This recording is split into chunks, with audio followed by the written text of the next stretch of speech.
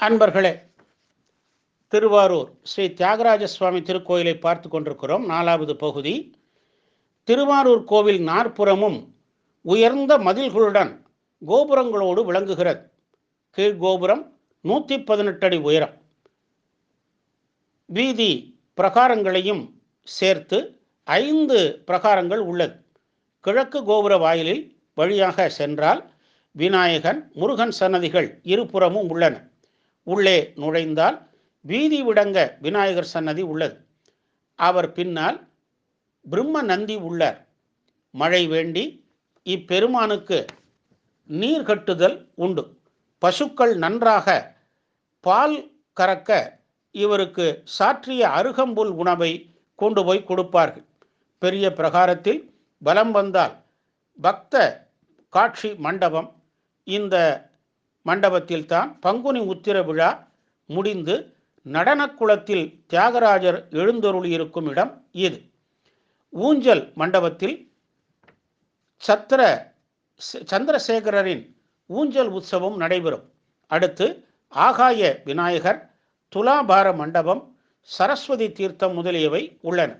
அடுத்து சித்திரசபை மண்டபம், இது புராதனமான மண்டபம். அடுத்து கமலாம்பாள் சன்னதி. சக்தி பீடத்தில் ஸ்ரீ கமலை பீடமாகும் இது.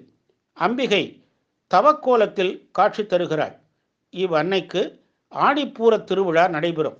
இங்கு உச்சிஷ்ட விநாயகர் சன்னதியும் உள்ளது. மகா மண்டபம் தாண்டி உள்ளே சென்றால் கமலாம்பிகை தரிசனம்.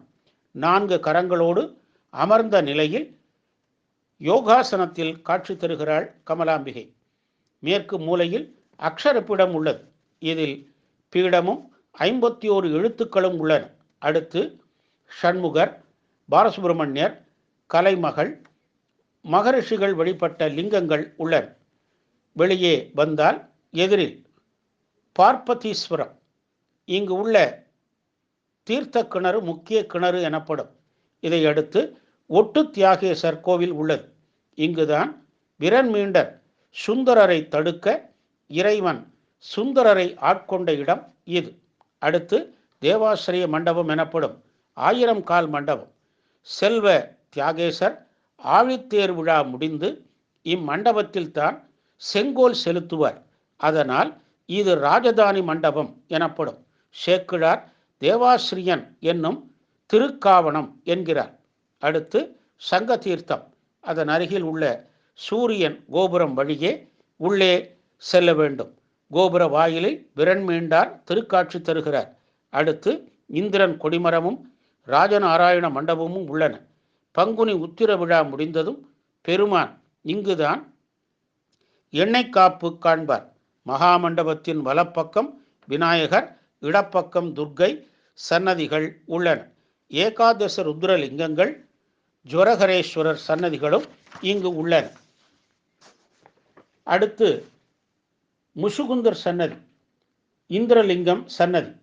இங்குள்ள சதுரக்கல்லில் நின்று 7 கோபுரங்களையும் நாம் தரிசிக்கலாம். அடுத்து அப்பர் தேவாரம் பெற்ற ஆரூர் அறநெறி எனப்படும் அச்சலேஸ்வரர்.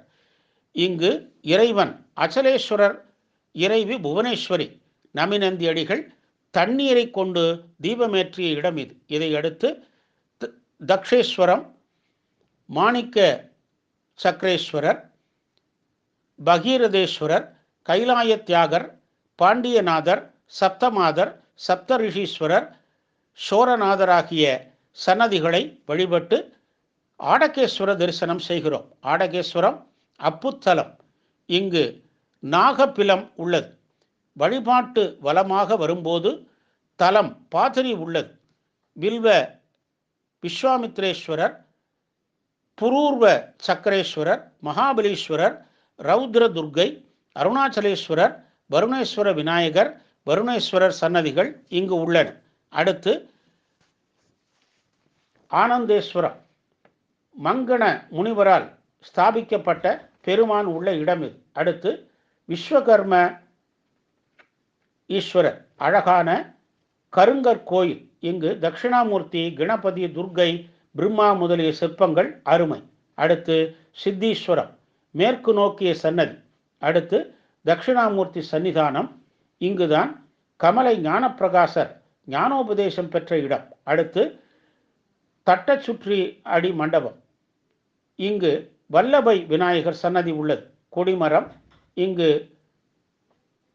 பொற்கம்ப விநாயகர் உள்ளார். கருவறைக்கு செல்லும் போது அழகியான் கோபுரம் உள்ளது. அதிகார நந்தியும் உள்ளனர்.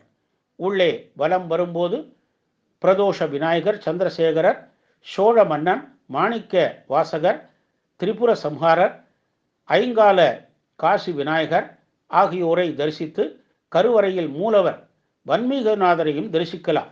சுவாமியின் வலப்பக்கம் அர்த்த மண்டபத்தில் சோம குலாம்பிகை சன்னதி உள்ளது. அடுத்து தியாகராஜர் சன்னதி. எதிரில் நந்தி, மூலாதார கணபதி, நால்வர், பஞ்சமுக வாத்தியம், 63 உற்சவர்கள் ஆகியோரை தரிசிக்கலாம். தென்னன் திருவாய் வழியாக சென்று தியாகப்பெருமானை தரிசிக்கலாம். இவர் பக்கத்தில் அம்மை கொண்டி உள்ளாள். வலப்பக்கம் உள்ள ஒரு பெட்டியில் வீதி விடங்கராகிய மரகதலிங்கம் உள்ளது. தியாகராஜர் முகம் மட்டுமே தெரியும். மார்கழி திருவாதிரை நாளில் இடப்பாதத்தையும் பங்குனி உத்திர நாளில் வலப்பாதத்தையும் தரிசிக்கலாம்.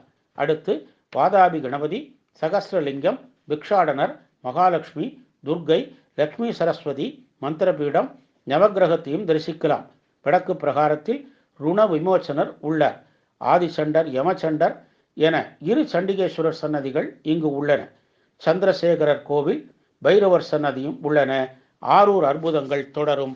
ஆரூரா தியாகேசா.